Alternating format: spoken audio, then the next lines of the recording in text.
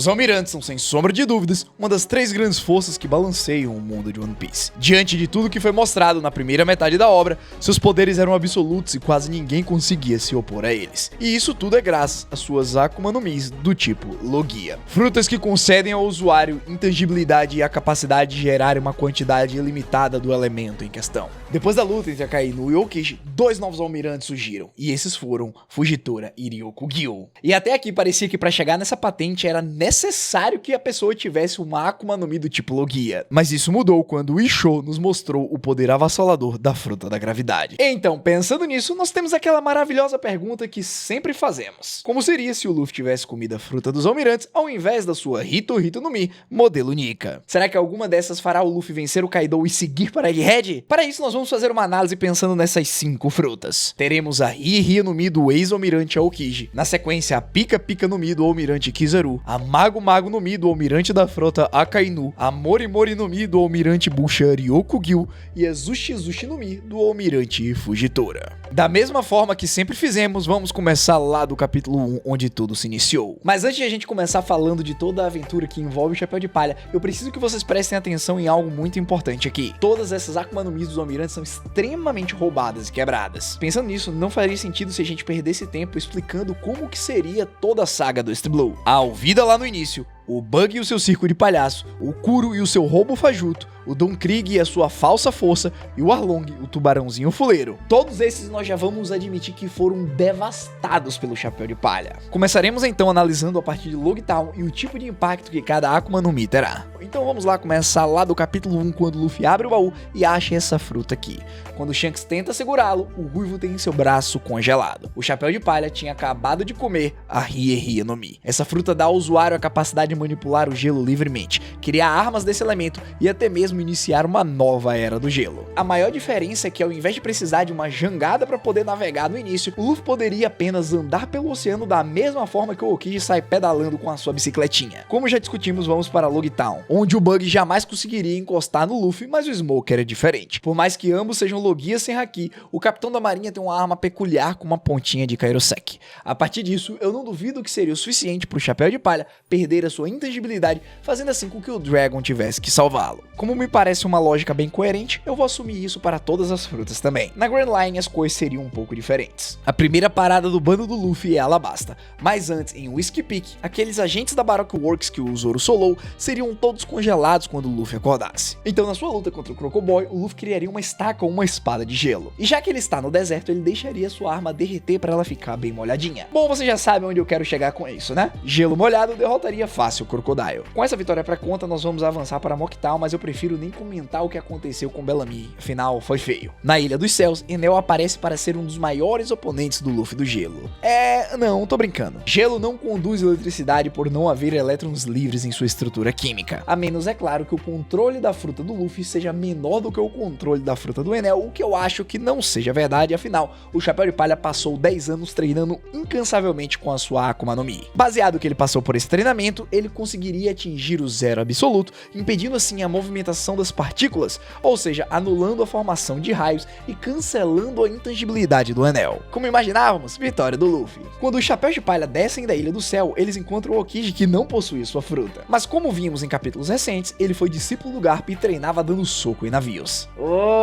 Que roubado. Claro que o seu Haki é monstruoso igual ao do seu professor. Luffy e seu bando perderia mesmo assim. Em um Water 7, acredito que Robin seja capturada e levada para Enies Lobby, mas Luffy consegue salvá-la e derrotar Rob Lute. Indo para Shabold, as coisas acontecem da mesma forma, mas em Pell Down teremos uma diferença. Ace já havia sido transportado, mas na luta contra o Mageran, acredito que o Luffy consiga pelo menos pará-lo com seu poder e salvar Bon Clay. Com isso, durante a invasão de Marineford, Luffy sentiria um pouco mais de esperança. Porém, contra os almirantes, Luffy não conseguiria fazer nada, o que acarretaria provavelmente na morte do Ace da mesma maneira. Isso deixaria o Chapéu de Palha ainda mais frustrado, pois ele pensava que com a sua fruta ele era invencível e conseguiria congelar todos a qualquer momento. Essa frustração o leva a treinar mais ainda, e após o time skip, ele está pronto para enfrentar os novos desafios sem depender tanto do poder da sua Akuma no Mi. Na Ilha dos Homens Peixes, Hold Jones vira picolé. Em Punk Hazard, se vocês perceberem, a ilha não é mais quente e fria, ela é apenas quente. Mas para Luffy isso não é um problema. Para fazer com que seus aliados se sintam mais confortáveis, ele rapidamente congela metade da ilha, o que causa uma quebra no ecossistema. Caesar Crow, desesperado, vem gritando para saber o que rolou e é rapidamente solado. Adiantando para Dressrosa, Luffy fica muito bolado com o Doflamingo e parte direto pro ataque com o Haoshoku intenso. Nesse ponto, ele já começou a testar vários ataques de gelo combinados com Haki e simplesmente todos são muito efetivos. Quando Doff usa seu despertar para prender todo mundo, Luffy apenas congela a gaiola impedindo o seu avanço. No final, ele acaba levando a melhor contra o Corsário. Em Whole Cake, Luffy fica tão puto com a partida de Sanji que ele entra com os dois pés no castelo. Ele tem certa dificuldade contra o Katakuri, mas no final ele aprende o Haki da observação avançado e derrota o seu oponente. Em um ano, ao perceber que toda a população está sendo escravizada, ele comete o mesmo erro que ele fez originalmente ao tentar cair no cacete com o Kaido antes de aprender o Haki do armamento avançado. Claro que ele acaba perdendo, mas depois de treinar e chegar em Onigashima, Luffy consegue congelar a ilha impedindo que Kaido a fizesse voar. Fora que o incêndio também não iria se disseminar, facilitando assim a vitória da aliança Ninja, Mink, Pirata e Samurai. Nesse ponto, Luffy, com seu Haki, somado às habilidades de parar o Kaido e ainda usando o Zero Absoluto, acredito que de alguma forma, depois de apanhar muito, ele consiga levar a melhor. O que me deixa até surpreso, porque quando eu comecei a escrever esse roteiro, eu não imaginava que ele chegaria nesse ponto. Contudo, deu pra perceber que a Rie no Mi é muito mais roubada do que ela aparenta ser, principalmente se é combada com um Haki poderoso. Votação para o Kid Rei dos Piratas? Bom, continuando, agora vamos para uma fruta interessante que eu sempre me perguntei como é que seria. Ao abrir o baú que está no bar, Luffy come essa frutinha aqui. Shanks, ao tentar segurar a sua mão, na verdade não consegue porque ele passa direto. Então o protagonista aqui tinha comido a Pika Pika no Mi. Essa fruta dá ao usuário a capacidade de se mover na velocidade da luz em linha reta, ao mesmo tempo que clones também podem ser feitos e atirar super raios que causam muita destruição. Acho que ainda nem vimos todo o potencial dessa fruta quando paramos para pensar que o Kizaru nem quis lutar contra o Luffy. A diferença aqui é que o Chapéu de Palha claramente pode se mover na velocidade da luz e isso será muito importante quando chegarmos em Sabaody. Lá no início eu não preciso falar nada, né? Vou pular direto para Alabasta quando as coisas começam a ficar interessantes. Vocês devem estar se perguntando agora como que a areia acerta a luz e como a luz acerta a areia. Luz é basicamente energia. Se convergida em um único ponto, você consegue gerar calor. Imagina que você pega uma lupa e coloca na frente do sol. Ao segurar na mesma posição por algum tempo, é possível criar fogo. Com essa mesma lógica, Luffy conseguiria gerar calor suficiente para fazer a areia do Crocodile endurecer, cancelando assim a sua intangibilidade. Avançando para a luta contra o Enel, quem comentar que raio derruba a luz tá ficando maluco. Para falar a verdade, luz é basicamente um nível acima dos raios. Como eu acabei de dizer, é pura energia e pode ser até convertido em um captador de raios, fazendo assim Enel enfraquecer até se tornar tangível. Avançando até Sabaody, acho que os chapéus de palha seriam separados, porque o Luffy só consegue se mover na velocidade da luz em linha reta, então conseguir salvar seus amigos está fora de questão. Porém, em Impel Down tudo mudaria. Ace não seria transportado sem o Luffy chegar nele. Diria facilmente que o Chapéu de Palha conseguiria libertar seu irmão antes que ele fosse levado para Marineford. E aqui eu vou fazer uma grande mudança na história para ficar divertido. Mesmo sendo salvo, Ace não perdoaria Teach por ter matado um companheiro. Ele treinaria mais um pouco para caçá-lo. Ao mesmo tempo, Luffy acompanharia seu irmão e então juntos encontrariam Barba Negra. Porém, ele usaria os poderes da Yami Yami no Mi e o mais importante, da Off Off no Mi para resolver tudo nos off. E sabemos que no confronto entre luz e escuridão barra gravidade, essa última leva melhor. Só pensar um pouco em como um buraco negro funciona. Nessa batalha decisiva, Ace seria morto e Luffy ficaria gravemente ferido, o que o levaria a treinar mais ainda com Barba Branca e o Rayleigh, fazendo com que se torne um mestre do Haki. Ao chegar no novo mundo, ele varre todos seus inimigos. E até mesmo na sua luta final em um ano contra o Kaido, Luffy consegue acertar um soco no Rei das Feras com Haoshoku avançado, Busoshoku avançado, somado à sua velocidade da luz. Kaido é simplesmente mandado direto pra lava, dando assim vitória para o Luffy da luz. Agora vocês estão bem ansiosos para ver o Luffy se derretendo todinho, não é mesmo?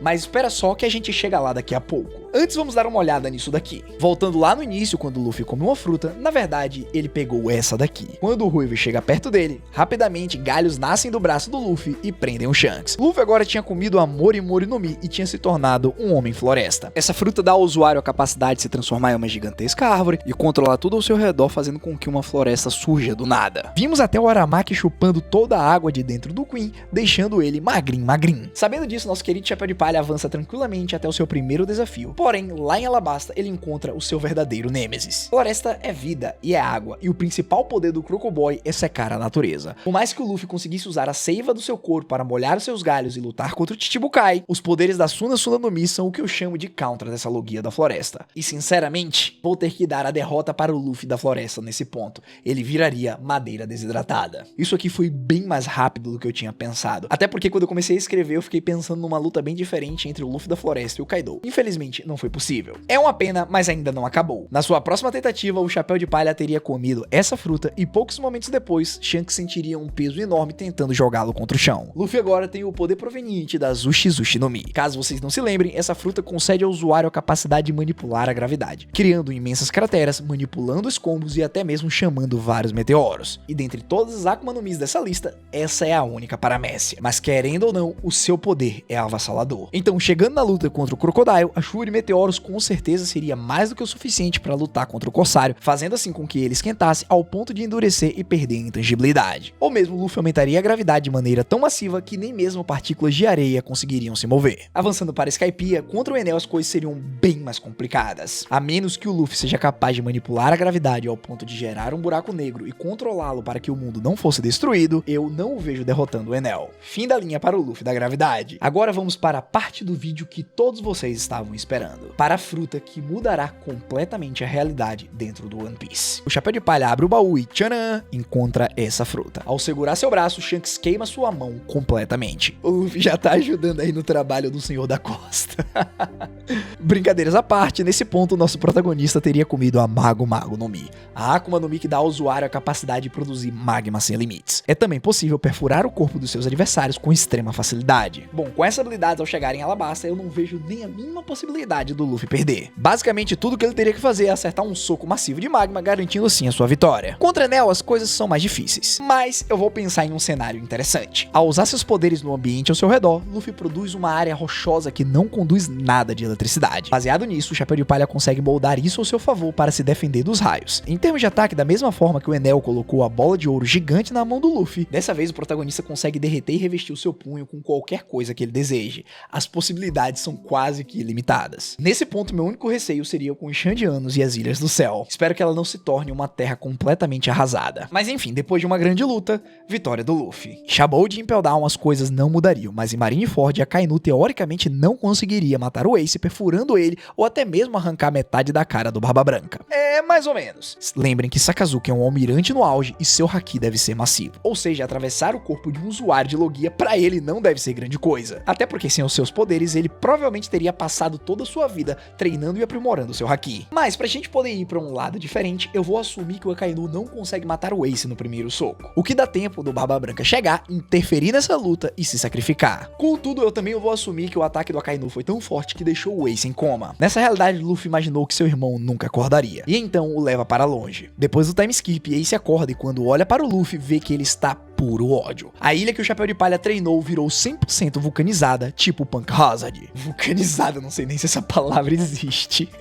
O alívio que o Luffy sente é incrível e ele promete que vai voltar para buscar Ace em breve. Com isso, o novo mundo é o próximo alvo. Ele passa tranquilamente pela Ilha dos Homens Peixes. Em Punk Hazard, a ilha toda tá congelada. Então, quando ele chega lá, ele resolve usar seus poderes para equilibrar a temperatura e tornar a ilha habitável novamente. Como resultado, Caesar tenta pará-lo, mas vira churrasco. Em Dressrosa, Luffy derrota do Flamingo com um punho gigante de lava imbuído em haki. Passando por Whole Cake, as coisas acontecem normal, até chegarmos em Wano. O protagonista sabe a importância do haki, pois viu o que a Kainu fez com seu irmão mais velho só na base de um ataque. Ele treinou muito e agora ele já sabe o Ryuou e o haki do rei avançado. E então ele parte para sua última luta. No clash final, quando o Kaido se transforma em um dragão de chamas, Luffy sorri e ao despertar a sua fruta, ele consegue usar o ambiente e moldar seu haki o suficiente para derrotar o Rei das Feras. Contudo, ele sai bem machucado. Não foi uma luta fácil. Mas felizmente para vocês, eu virei até o meu boné para narrar essa situação. Vitória do Luffy do Magma. E muitos devem estar se perguntando aqui, cadê Thriller Bark e Gekko Moria? Eu preferi nem considerar o Gekobusha contra esses poderes, só ia tomar espaço no nosso vídeo. Mas sinceramente, quem diria que o Luffy conseguiria chegar onde chegou com a fruta dos 3 almirantes principais? Mas isso não acaba aqui. Se você quer saber como seria se o Luffy tivesse comido a fruta dos Yonkou ou dos Chichibukais, dá uma olhada nesses vídeos. Foi um prazer e até a próxima. Fui!